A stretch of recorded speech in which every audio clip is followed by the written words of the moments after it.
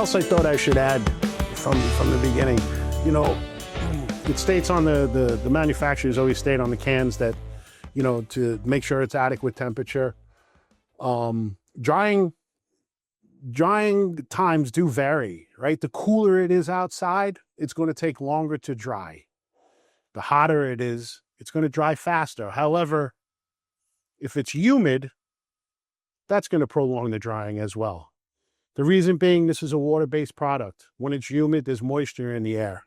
This stuff dries by evaporation. If there's nowhere for the water in the compound to go because it's humid out, it's going to take longer to dry.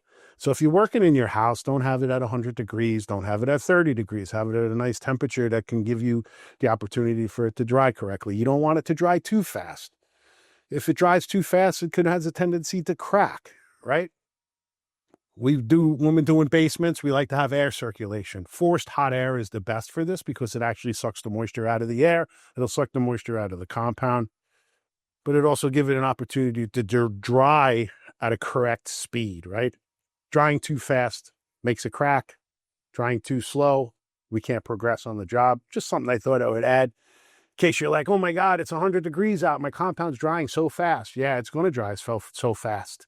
So, you know, just be aware of that. The elements, the weather conditions, all of that affects how the compound dries, right?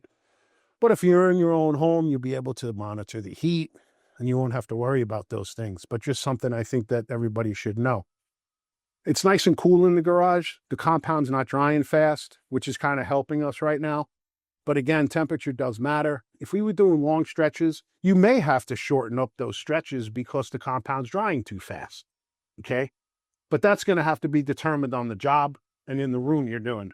But if you can control that heat and the drying time, better chance of being successful.